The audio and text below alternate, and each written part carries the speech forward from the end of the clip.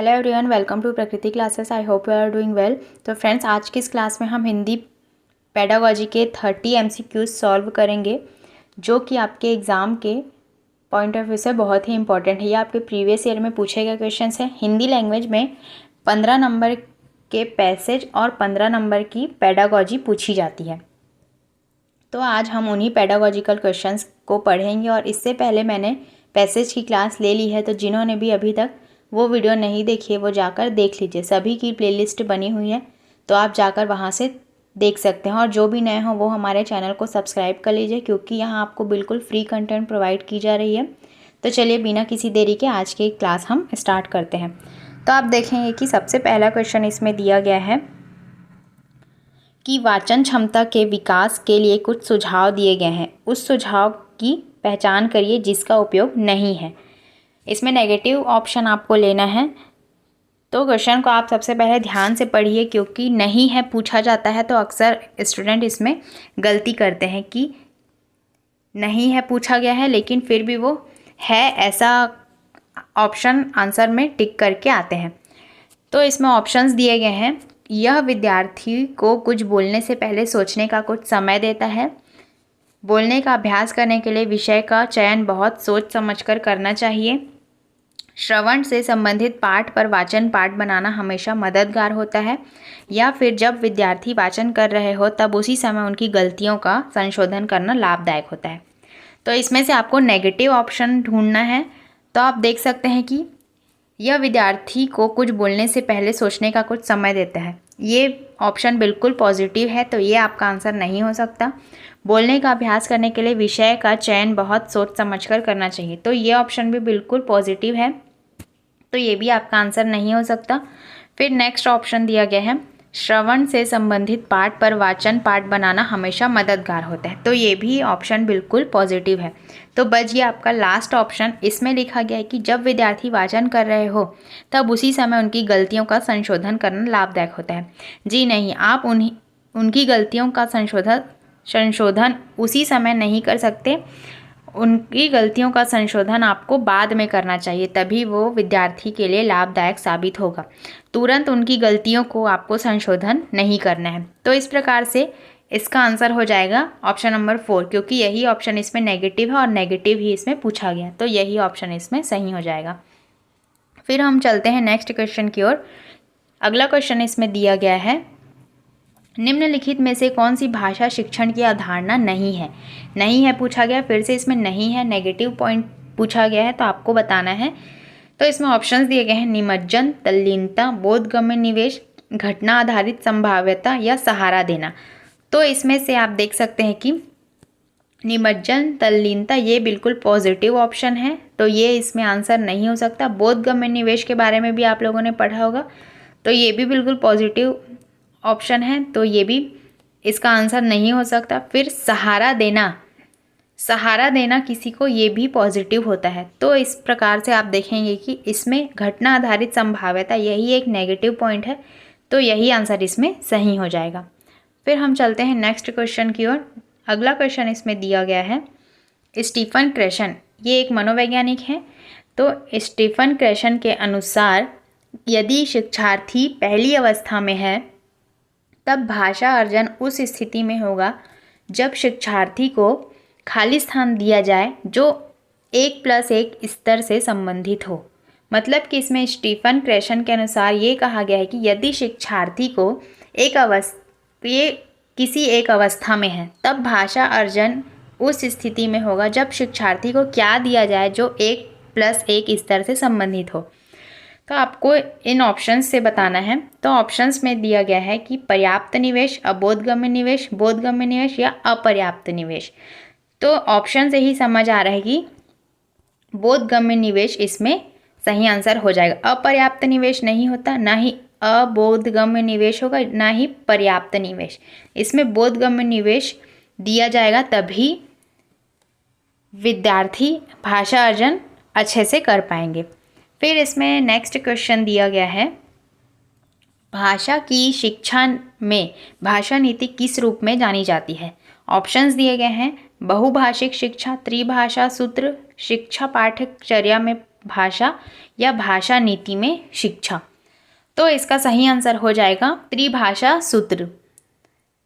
जो आपका त्रिभाषा सूत्र होता है वो भाषा नीति के रूप में जानी जाती है।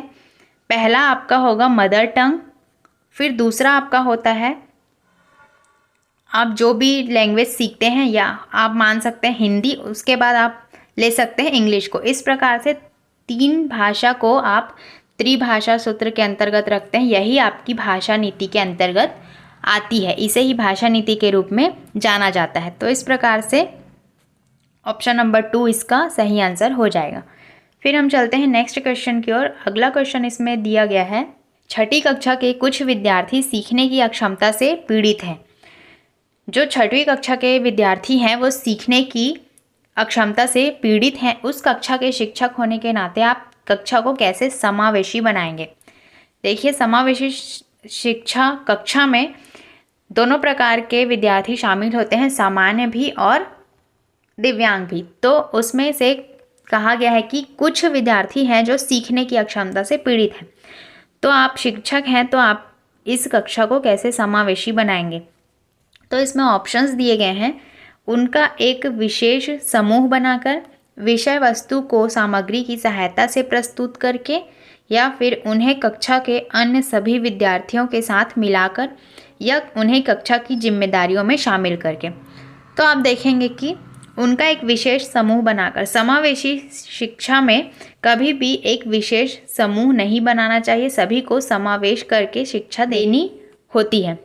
तो आप देखें कि ये ऑप्शन इसमें गलत हो जाएगा। फिर विषय वस्तु को सामग्री की सहायता प्रस्तुत करके, तो ये ऑप्शन भी नहीं होगा। सहायता नहीं करना है आपको, उन्हें कक्षा के अन्य सभी विद्यार्थियों के साथ मिलाकर, ये ऑप्शन इसमें बिल्कुल सही हो जाएगा। और उन्हें कक्षा की जिम्मेदारियों में शामिल करके, ऐसा आप नहीं कर सकते, उन्हें किसी भी जिम्मेदारियों में शामिल नहीं कर सकते।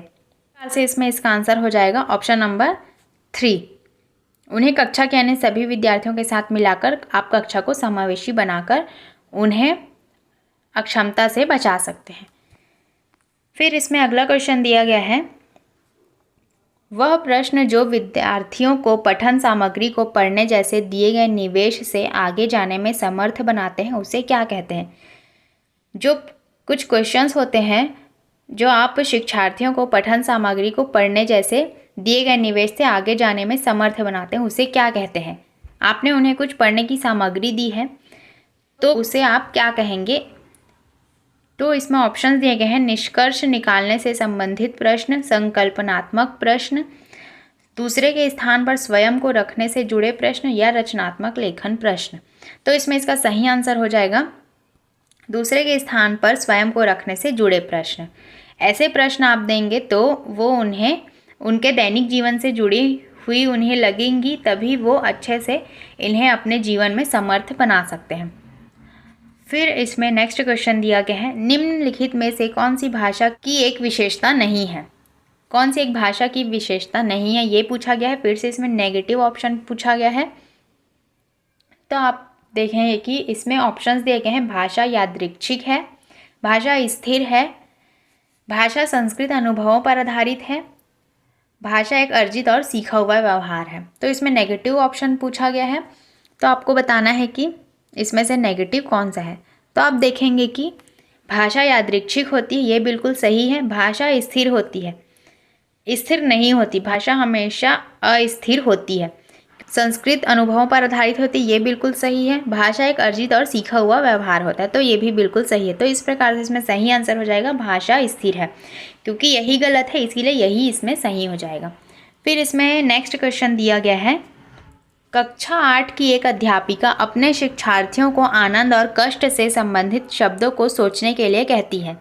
एक अध्यापिका है कक्षा 8 की, वो अपने शिक्षार्थियों को कहती कि वो आनंद और कष्ट से संबंधित कुछ शब्द सोचें।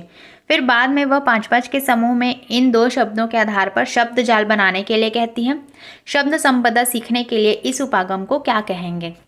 तो इसमें ऑप्शंस दिए गए हैं, थीम विषयक उपागम, आयाम आधारित उपागम, विन्यास, या फिर शब्द जाल।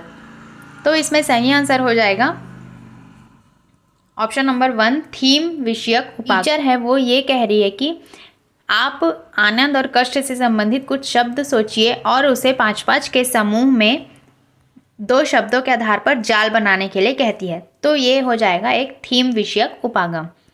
फिर इसमें नेक्स्ट क्वेश्चन दिया गया है, आपको जोड़ी मिलानी है। इसमें से ये लिखा गया है कि सामाजिक सांस्कृतिक, इसके आगे लिखा गया है कि भाषा विभिन्न उद्देश्यों के लिए विशिष्ट नियमों और पाठ सामग्रियों के विमर्श द्वारा शामिल होती है।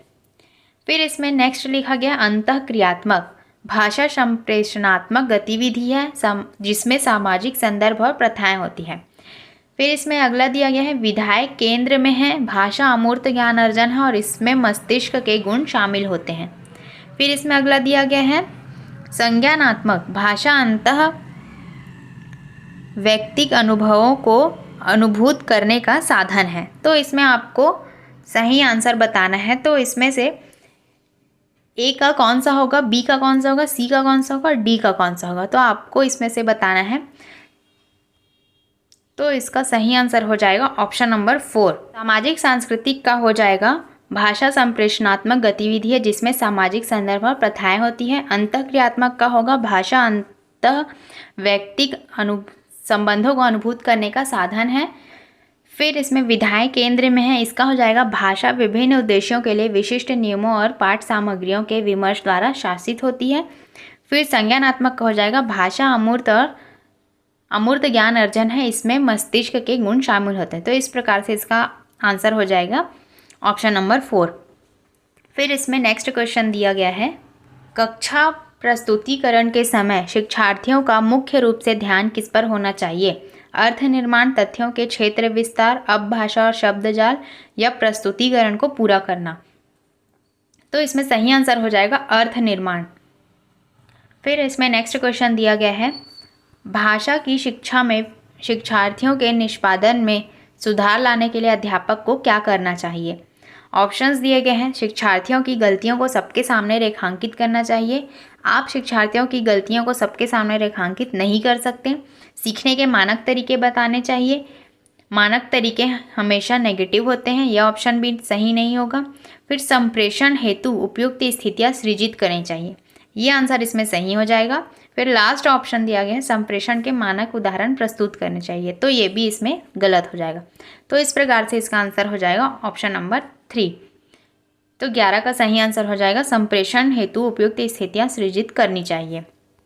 फिर इसमें अगला क्वेश्चन दिया गया है, एक तमिल भाषी युवक है, उसको मिलती है कनाडा में नौकरी, वहाँ वह एक ऐसे स्थान में रहने लगता है जहाँ के अधिकांश लोग पंजाबी बोलते हैं। कुछ दिनों में वह युवक भी पंजाबी में बातचीत करने लगता है।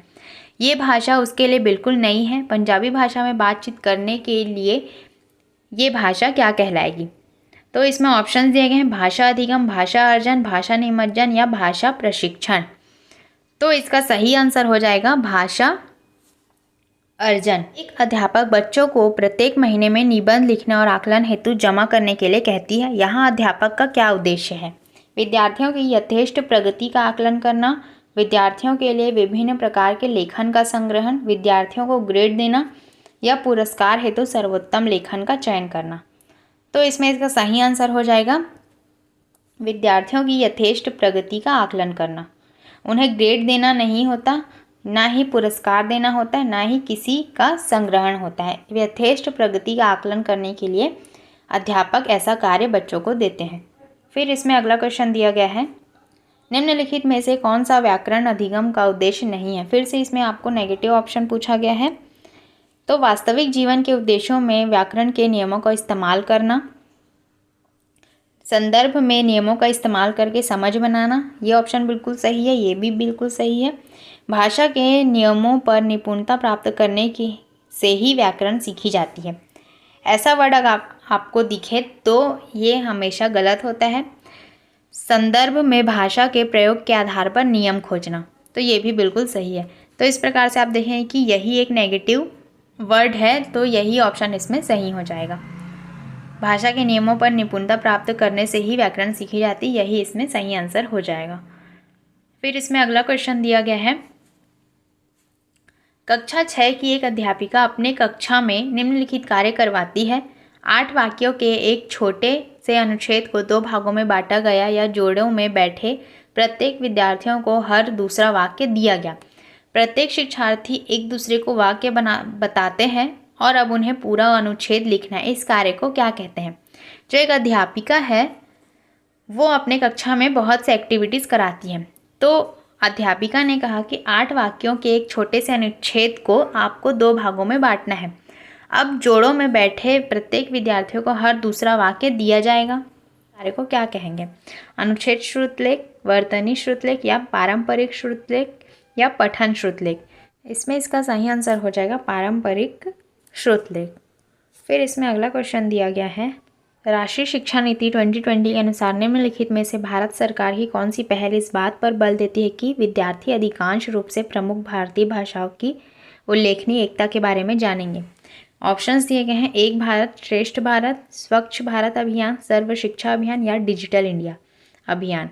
तो इसमें इसका सही आंसर हो जाएगा एक भारत श्रेष्ठ भारत। इसी पर राष्ट्रीय शिक्षा नीति विद्यार्थी के अधिकांश रूप से जो प्रमुख भारतीय भाषाओं का उल्लेखनीय एकता के बारे में जानेंगे, उसका एक कोट है कि एक भारत श्रेष्ठ भारत।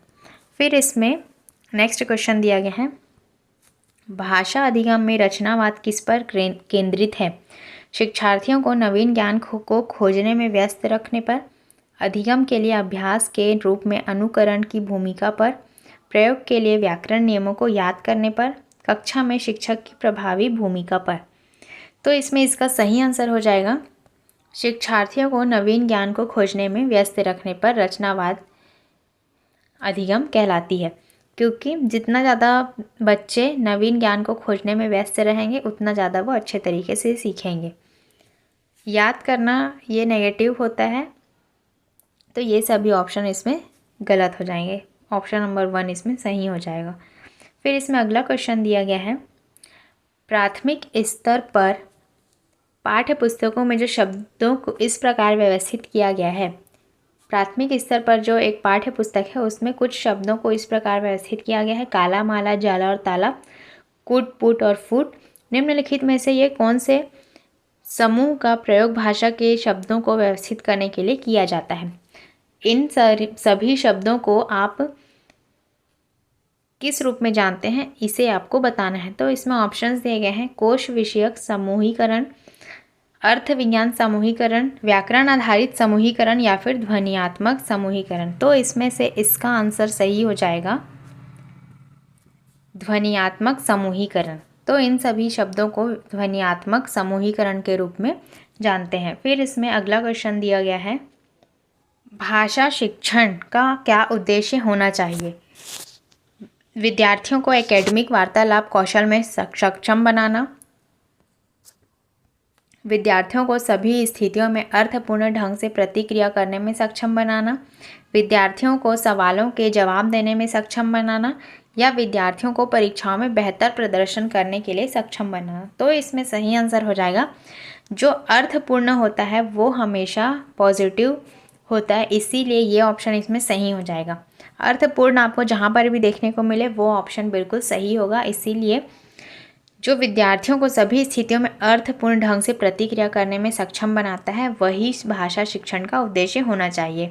एकेडमिक वार्तालाप कौशल में सक्षम बनाना ये उतना ज़्यादा अप्रोप्रिएट नहीं है, ना ही सवालों के जवाब देने में सक्षम बनाना ये भी उतना नहीं है, परीक्षाओं में बेहतर प्रदर्शन करने के लिए सक्षम बनाना ये तो ऑप्शन देखकर ही गलत लग रहा है, इसीलिए ऑप्शन नंबर 2 इसमें सही हो जाएगा। फिर इसमें अगला क्वेश्चन दिया गया है, शिक्षा का अधिकार अधिनियम मातृभाषा के माध्यम से अधिगम की अनुशंसा किस कक्षा तक के लिए करता है? तो आप सभी को पता होगा कि 8वीं कक्षा तक मातृभाषा के माध्यम से अधिगम के रूप में मातृभाषा का हमें उपयोग करना चाहिए। 8वीं कक्षा तक इसे शिक्षा के अधिकार अधिनियम में शामिल किया गया है कि आप 8वीं कक्षा तक सभी बच्चों को उनकी मातृभाषा में ही शिक्षा देंगे। फिर इसमें अगला क्वेश्चन दिया गया है, यदि भाषा सीखना एक स्वाभाविक प्रक्रिया नहीं है तब निम्नलिखित में से सबसे उचित विकल्प क्या होना चाहिए? भाषा एक प्रयास से सीखी जाती है, भाषा एक प्रणाली है, भाषा अपने आप में अद्वितीय है या भाषा में सदा बदलाव होता है? तो इसमें इसका सही आंसर हो जाएगा भाषा प्रयास के द्वारा सीखी जाती है। इसमें अगला क्वेश्चन दिया गया है, भाषा अधिगम के लिए सबसे पहले क्या होना आवश्यक है? एक अच्छी पाठ्य पुस्तक, प्रोत्साहन, भाषा के लिए प्रति सकारात्मक सोच या एक अच्छा शिक्षक? तो इसमें सबसे सही आंसर हो जाएगा प्रोत्साहन। प्रोत्साहन भाषा अधिगम के लिए सबसे पहला होता है।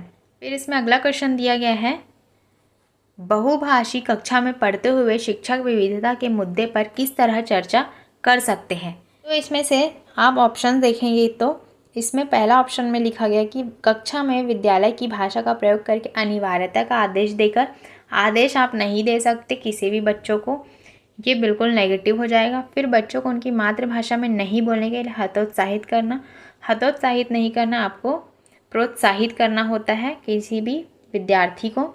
मातृभाषा को महत्व देना चाहिए, ये ऑप्शन बिल्कुल सही है और अनदेखा नहीं कर सकते आप। तो इस प्रकार से इसका ऑप्शन नंबर 3 इसमें सही हो जाएगा। फिर अगला क्वेश्चन इसमें दिया गया है, अध्यापक विद्यार्थियों के लिए अधिगम कार्यों की योजना बना रहे हैं, ये कार्य कैसे होने चाहिए? करने में सरल, जटिल प्रकृति, शिक्षार्थियों के स्तर अनुसार या शिक्षार्थियों के स्तर से थोड़ा सा ऊपर? तो इसमें से सही आंसर इसमें हो जाएगा शिक्षार्थियों के स्तर से थोड़ा सा ऊपर के जो स्तर होते हैं,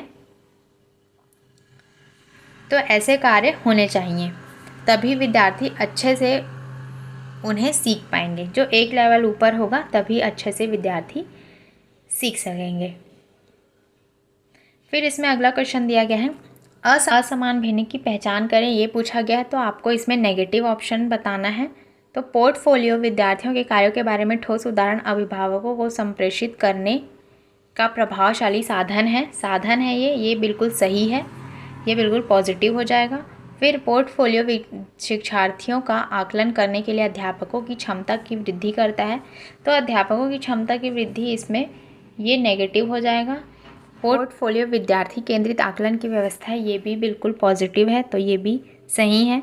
फिर पोर्टफोलियो अध्यापक और विद्यार्थियों को चिंतन विमर्श के अवसर देता है, तो ये भी पॉजिटिव है। इसमें से नेगेटिव सिर्फ यही है, ये भी पॉजिटिव है, तो यही ऑप्शन इसमें सही हो जाएगा। तो इस प्रकार से असमान भिन्न की पहचान करने में पोर्टफोलियो शिक्षार्थियों का आकलन करने के लिए अध्यापकों की क्षमता की वृद्धि करता है, ये ऑप्शन ही इसमें सही हो जाएगा। निम्नलिखित कथनों को पढ़ें। पोर्टफोलियो विद्यार्थियों के कार्यों का उद्देश्यपूर्ण संग्रह है। पोर्टफोलियो विद्यार्थियों को अपनी खूबियों और कमजोरियों का मूल्यांकन करने के लिए प्रोत्साहित करता है। बी सही है, ए सही है, ए और बी दोनों सही हैं या ए और बी दोनों गलत हैं? तो इसमें इसका सही आंसर हो जाएगा ए और बी दोनों सही हैं, क्योंकि जो पोर्टफोलियो होता है विद्यार्थियों के कार्यों का उद्देश्यपूर्ण संग्रह है। पोर्टफोलियो विद्यार्थियों को अपनी खूबियों और कमजोरियों का मूल्यांकन करने के लिए प्रोत्साहित भी करता है, तो ए और बी दोनों सही हो जाएंगे, इसीलिए इसमें दोनों सही हैं, तो ऑप्शन नंबर 3 इसमें सही हो जाएगा। फिर इसमें अगला क्वेश्चन दिया गया है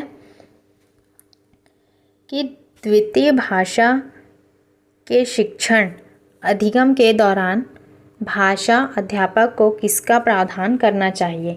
बोधगम्य निवेश, ड्रिल, अच्छे संकेत या तनाव मुक्त परिवेश? तो जो द्वितीय भाषा के शिक्षण अधिगम के दौरान भाषा अध्यापक को किसका प्रावधान करना चाहिए, वो आपका नेगेटिव होता है, तो ड्रिल इसमें नहीं आएगा। तो बोधगम्य निवेश ये सही है, अच्छे संकेत भी सही है और तनाव मुक्त परिवेश ये भी सही, तो ए सी डी इसमें सही हो जाएगा। फिर इसमें अगला क्वेश्चन दिया गया है, भाषा की कक्षा में एक अध्यापक विद्यार्थियों को एक पाठ सामग्री देती है और कहती है कि जल्दी से इसमें से मुख्य सूचना विचार ढूंढो और एक दूसरे के साथ साझा करो। विद्यार्थी किस प्रकार का पठन कर रहे हैं? सरसरी तौर पर पठन, बारीकी से पठन, गहन तीव्र पठन या विस्तृत पठन? तो इसमें इसका सही आंसर हो जाएगा सरसरी तौर पर पठन। फिर इसमें अगला क्वेश्चन दिया गया है, निम्नलिखित कथन को पढ़ें। व्याख्यात्मक लेखन पाठकों को अवधारणा और विचारों से परिचित एवं परिभाषित करवाता है। वर्णनात्मक लेखन आमतौर पर पाठकों को राजी करवाने के लिए व्यावसायिक कामकाजी लोगों द्वारा काम में लाया जाता है। तो इसमें से आपको कौन सा सही है कौन सा गलत है ये बताना है। आप देखेंगे कि इसमें से दोनों ऑप्शन गलत है, क्योंकि जो व्याख्यात्मक लेखन होता है पाठकों को अवधारणा और विचारों से परिचित एवं परिभाषित करवाता है, ये गलत है। फिर वर्णनात्मक लेखन आमतौर पर पाठकों को राजी करवाने के लिए व्यावसायिक कामकाजी लोगों द्वारा काम में लाया जाता है। किसी को राजी करवाने के लिए ऐसा नहीं किया जाता। तो इसमें ऑप्शन दोनों गलत हैं। इस प्रकार से इसका आंसर हो जाएगा ऑप्शन नंबर 4। फिर इसमें लास्ट क्वेश्चन दिया गया है, कक्षा में अध्यापक और बच्चे चॉम्स्की के सिद्धांत पर चर्चा करें। चॉम्स्की, नोम चॉम्स्की एक मनोवैज्ञानिक है, उनके सिद्धांत पर चर्चा कर रहे हैं। एक विद्यार्थी सिद्धांत के चुनौतीपूर्ण पहलू और निहितार्थ पर अपने विचार साझा कर रहा है। यहाँ पर समूची कक्षा किस प्रकार के श्रवण में व्यस्त है। इसमें ऑप्शंस दिए गए हैं, तदानुभूति श्रवण, विषय वस्तु श्रवण, विश्लेषणात्मक श्रवण या सराहना बोधात्मक श्रवण। तो इसमें इसका सही आंसर हो जाएगा विश्लेषणात्मक श्रवण। जो चॉम्स्की का सिद्धांत है उस पर कुछ विद्यार्थी और बच्चे चर्चा कर रहे हैं। तो एक चुनौतीपूर्ण पहलू और निहितार्थ पर अपने विचार साझा कर रहा है एक विद्यार्थी। तो इस प्रकार के श्रवण में जो व्यस्त हैं उसे किस प्रकार का श्रवण कहा जाएगा। तो इसे कहा जाएगा विश्लेषणात्मक श्रवण। तो आप देखें कि आज हमने 30 MCQ सॉल्व किए, जो कि आपके एग्ज़ाम के पॉइंट ऑफ व्यू से बिल्कुल महत्वपूर्ण है। तो अभी तक आपने पहले की वीडियोस नहीं देखी हैं तो जाकर हमारे प्लेलिस्ट में चेक कर सकते हैं, वहाँ से आप देख लीजिए। और जो भी नए हों वो हमारे चैनल को सब्सक्राइब कर लीजिए। इसी प्रकार से आपको डेली MCQs मिलती रहेंगी, जो कि आपके एग्ज़ाम के लिए बहुत ही यूज़फुल होने वाला है। तो हमारे चैनल से जुड़े रहिए। जिन्होंने भी अभी तक चैनल सब्सक्राइब नहीं किया है, हमारे चैनल को सब्सक्राइब कर लीजिए। और वीडियो अगर पसंद आई हो तो लाइक एंड शेयर कीजिए। मिलते हैं ऐसे ही नेक्स्ट वीडियो में, तब तक के लिए thank you and take care.